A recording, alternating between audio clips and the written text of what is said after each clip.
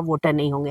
भाई इस देश के नागरिक है, आपने आधार कार्ड बनवाया, एक एक नागरिक की पहचान सुनिश्चित की, उसके बाद अभी एसआरआई की क्या जरूरत थी? आधार कार्ड जो बना, यूनिक आइडेंटिफिकेशन नंबर जो आया, उसके बाद एसआईआर की क्या जरूरत? अगर आपने सूची से हटाया एसआरआई के नाम पर, तो ऐसा ना हो कि आप ही मटिया मेट हो जाए। ये मेरा कहना है। और सरकार को सोचना चाहिए कि ये देश चलाने के लिए उनको वोट पड़े हैं। देश में नागरिकों को चुनने छांटने के लिए उनको गवर्नमेंट को नहीं बनाया गया है, इसके नाम पे उनको वोट नहीं पड़े थे। ये हमारा कहना। लेकिन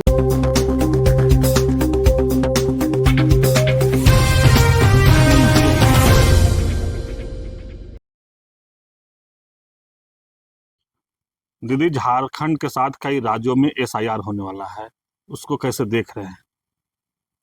एसआरआई तो शुरू हो चुका है और ये नेक्स्ट फेज है, थर्ड फेज बोलिए, जो अन्य राज्यों में जा रहा है। ये हमको लगता है कि एसआरआई के बारे में मैं एसआईआर है। एसआईआर विशेष गहन पुनरीक्षण, स्पेशल इंटेंसिव रिवीजन। मुझे ये लगता है कि ये सब नई शब्दावली और चुनाव आयोग एक मोहरा बन रही है गवर्नमेंट का, मोहरा गवर्नमेंट को का बनाया है गवर्नमेंट ने चुनाव आयोग को। मुझे लगता है कि देश में कुछ और चल रहा है। इस देश को कहाँ ले जा रहे हैं भारतीय जनता पार्टी की गवर्नमेंट, हमारे माननीय प्रधानमंत्री, होम मिनिस्टर, देश को किस दिशा में ले जाना चाहते हैं? इस देश में जहाँ हजारों साल से लोग रहते आ रहे हैं, सैकड़ों सालों से, आज़ादी के बाद से जो लोग भी रहते आ रहे हैं वो इस देश के नागरिक हैं। आप उनको एसआईआर के नाम पर आप उनकी छटनी कर रहे हैं और उनको वोट के अधिकार से वंचित कर रहे हैं। ये बहुत साधारण मामला नहीं है, वोट अधिकार और वोट से वंचित करने का।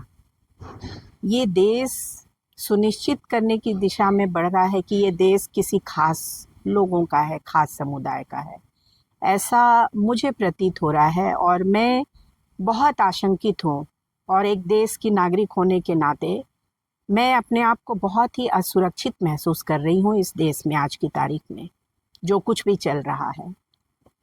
अगर एसआईआर होता है जी, तो यहाँ आदिवासियों को जिस तरह से एसआईआर में पेपर मांगा जाता है, सबके पास मिल जाएगा? आदिवासी इलाका है झारखंड, आदिवासियों ने खून बहा के बड़े रक्तपात के बाद लिया है। निसंदेह आदिवासी बहुल राज्य है, भारत भी आदिवासियों का ही है, ये आदिवासी राष्ट्र होना चाहिए, लेकिन इसको दूसरी दिशा में ले जाया जा रहा है। तो आप आदिवासी राज्य में अगर आप आदिवासियों के हालात को, उनके सामाजिक, सांस्कृतिक, आर्थिक हालात को समझे बिना आप एसआरआई करते हैं, तब तो आदिवासी अन्याय करेंगे। आदिवासियों के साथ कॉन्स्टिट्यूशनल इनजस्टिस, संवैधानिक अन्याय चल ही रहा है। आपने बड़े पैमाने पे विकास के नाम पे आदिवासियों को उजाड़ दिया।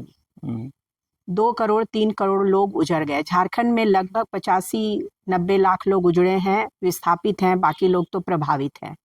विस्थापितों प्रभावितों की आबादी ही 1-1.5 करोड़ है। आप एसआरआई लाएंगे तो आप उन्हीं को न छांटेंगे। आपने उनके खतियानी जमीन से उनको बेदखल किया, आपने उनका सही पुनर्वास नहीं किया। जहां उनको 10 डिसमिल का जमीन दिया है, वो भी जमीन के ऑनरशिप के पेपर नहीं है। तो निस्संदेह इसमें तो आदिवासियों को ही खत्म किया जाएगा, और इसको अपने कब्जे में पूरे लेने की, और अपने खास मैं जो संदेह कर रही हूँ कि ये सरकार देश को कहाँ ले जा रही है, किस दिशा में जा रही है ये सरकार, और देश कहाँ जा रहा है। हम लोग सब लोग इस देश के वासी हैं। 65 लाख जिनको छांट दिया गया बिहार में, सब लोग इस देश के नागरिक हैं। आप दुनिया भर के पेपर के राजनीति शुरू कर दिए हैं।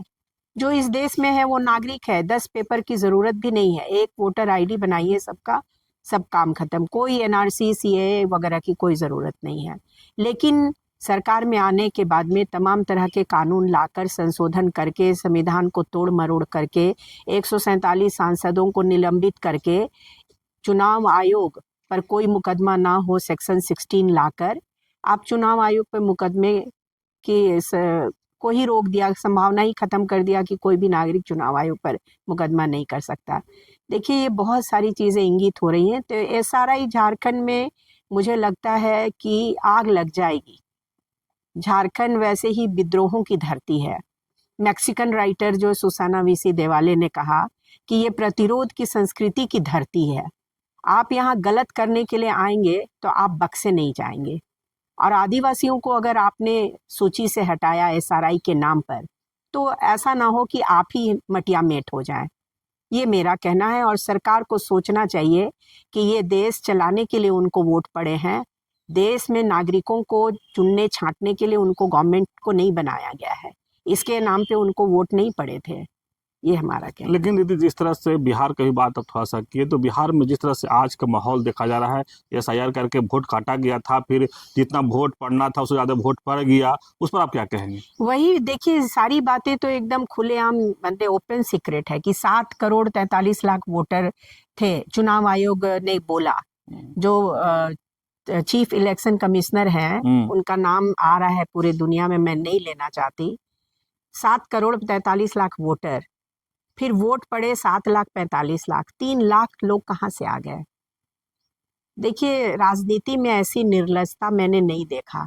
मैं 17 साल पत्रकार रही, मैंने राजनीति में ऐसी निर्लजता नहीं देखी कि कोई आदमी 10वीं बार मुख्यमंत्री बनने के लिए तैयार है और वो किसी दूसरे को मुख्यमंत्री बनने नहीं देना चाहता है। मैंने इस देश में ये ऐसी राजनीतिक और लोकतांत्रिक निर्लजता पहली बार देखी कि इस तरीके से लोकतंत्र को, राजनीति को मटिया मेट किया जा रहा है। आप नया लीडरशिप ले आते। भाई, लोकतंत्र है तो आप 5 साल 10 साल चीफ मिनिस्टर रहिए, 15वें साल आप किसी को दीजिए। लोकतंत्र का यही मतलब है ना। तो आप लोकतंत्र को इस तरीके से कुचल रहे हैं। ये निर्लजता कहाँ ले जा रहा है इस देश को? कोई मूल्य तो रहने दीजिए, कोई लोकतांत्रिक और जनतांत्रिक मूल्य तो रहने दीजिए। लोग आपको चुने हैं तो आप राज करिए। आपने वोट डालने से पहले 10,000 रुपये जो महिलाओं को दिया, और आपने तो ये वोट खरीद नहीं है क्या? ये सरासर गलत है और ये राजनीति का मैं विरोध करती हूँ। ये राजनीति नहीं चलनी चाहिए और इस देश में इस तरह की राजनीति का कोई समर्थन नहीं किया जा सकता है।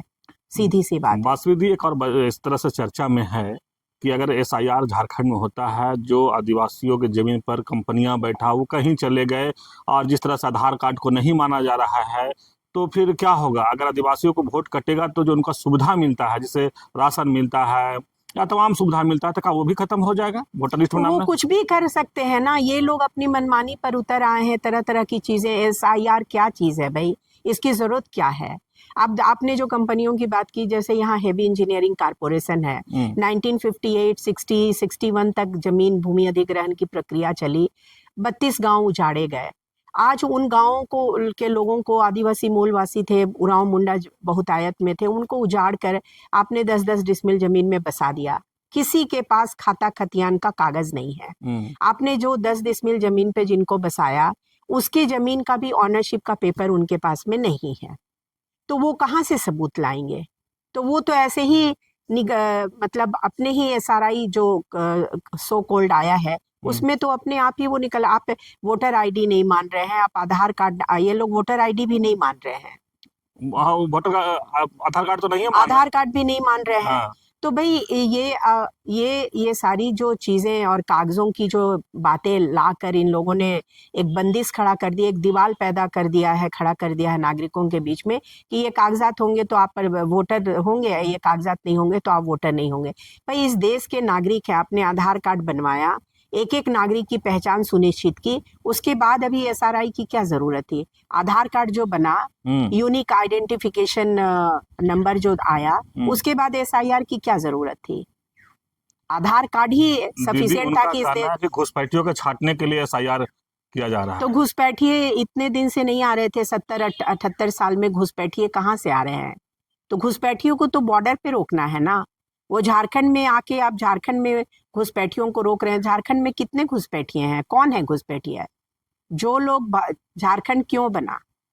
जो कॉलोनियल एक्सप्लॉयटेशन था, औपनिवेशिक शोषण था, महाजनों, सूदखोरों का और बाहरी लोगों का जो शोषण, उत्पीड़न और अत्याचार था, उसके खिलाफ ये झारखंड लड़ा और दिसुम गुरु ने झारखंड आंदोलन करके राज्य को बनाया। तो बाहरी लोगों के खिलाफ, उनके उत्पीड़न के खिलाफ ये राज्य खड़ा हुआ। तो सारे बाहरी लोग जो यहाँ आए हैं उसको आप घुसपैठिए बोल सकते हैं। तो आप घुसपैठिए की परिभाषा क्या है? कौन है घुसपैठिए? कौन है? आप शेख हसीना को, बांग्लादेश की प्राइम मिनिस्टर को आप दिल्ली में शरण दे रहे हैं, तो वो बहुत अच्छा है।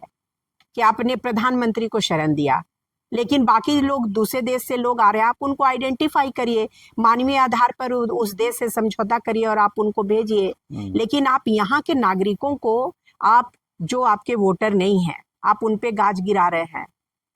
तो ये जो है ना, एक तीर से दो निशाने जो आप साध रहे हैं, ये जनता को समझ में आ रहा है। और आप एसआरआई के बहाने इस देश को कहाँ ले जाना चाहते हैं, ये भी स्पष्ट हो रहा है। ये चलने नहीं दिया जाएगा, इसका विरोध होगा। और इसलिए ये गलत है। माननीय प्रधानमंत्री को, गृह मंत्री को ये अविलंब वापस लेना चाहिए, एसआरआई तुरंत वापस लेना चाहिए। ये आदिवासियों के खिलाफ है, मूलवासियों के खिलाफ है। और इस देश में रहने वाली, ये देश मूल रूप से जो आदिवासियों का है, उनके खिलाफ है।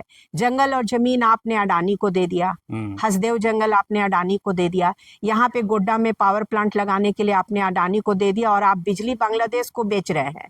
तो बांग्लादेश को बिजली बेचना सही है, लेकिन अगर कहीं दूसरे देश से, बांग्लादेश के अगर लोग आ रहे हैं, तो आप उनकी पहचान करिए। तो आप उनके नागरिकों के लिए यहाँ पे कोई मानदंड लाइए, है ना। आप बिजली बेच रहे हैं तो बहुत सही है, और बिजली बेचने के लिए आप किसकी जमीन ले रहे हैं? तो ट्राइबल लैंड ले रहे हैं। जो अभी नक्सलियों को मारने की जो घटनाएं हुई, क्या चीज की लड़ाई थी? सब जंगल जमीन की ही तो लड़ाई है ना। बिरसा मुंडा ने किस बात के लिए लड़ाई लड़ी? आज बिरसा मुंडा की 150वीं वर्षगांठ सरकार मना रही है। हम स्वागत करते हैं कि उन्होंने वो मना रही है, और बहुत सारे नए नए कुछ स्कीम ट्राइबल्स को दिए जा रहे हैं। लेकिन आप उनकी जंगल और उनकी जमीन तो आप इंश्योर करिए कि उनके पास रहे। आप ये सुनिश्चित तो नहीं कर रहे हैं ना। और आप उनको जंगल और जमीन से जितनी तेजी से बेदखल कर रहे हैं, तो एसआरआई में वही लोग बेदखल होंगे, वही लोग वोटर लिस्ट से उनके ही नाम हटेंगे। और झारखंड में देख लीजिए, मैंने कहा है कि देखिए, विस्थापन पर मेरी पीएचडी है और विस्थापन पर मेरा गहन काम है।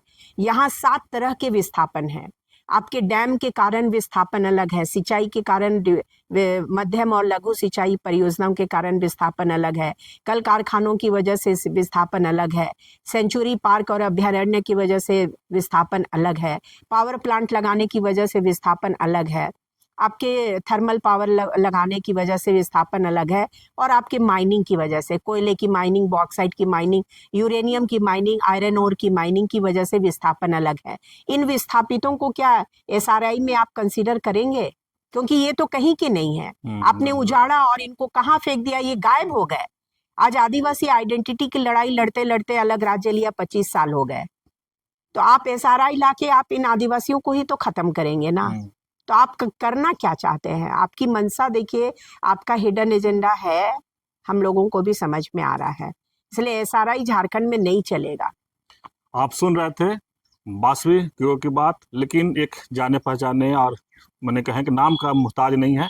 हम पहले बताते हैं कि जिस तरह से पुराने एक पहचान है इनका, और जिस तरह से लिखते हैं, पढ़ते हैं, और आज भी आदिवासियों पर काम करते हैं। तो लगातार दीदी, हम लोग एसआईआर पर बात कर रहे थे बासवी दी से, और कह दिए कि यहाँ एसआईआर नहीं चलेगा। अगर एसआईआर होता है तो गरीबों का, आदिवासियों का ही वोटर लिस्ट से नाम हटेगा। और जिस तरह से कहे विस्थापन की बात कर रहे हैं, जहाँ कंपनियां लगा है तो वहाँ से लोग विस्थापन हुए हैं, तो विस्थापन हुए तो जहाँ वो गए हैं उनका कुछ नहीं है। अगर जमीन की बात करें, वहाँ कंपनियां लग गया, और जहाँ वो गए हैं वहाँ विस्थापन में है, वहाँ कुछ नहीं है। तो फिर एसआईआर में जो पेपर मांगा जा रहा है वो कहाँ से लाएंगे? तो इस तरह से अगर ये स्पष्ट कर रहे हैं कि एसआईआर यहाँ नहीं चलेगा, अगर होता है तो आदिवासियों का ही सबसे ज़्यादा वोटर लिस्ट से नाम कटेगा। तो इस तरह खबर को देखने के लिए आप झारखंड से तक जुड़े रहिए। जोहार, नमस्कार।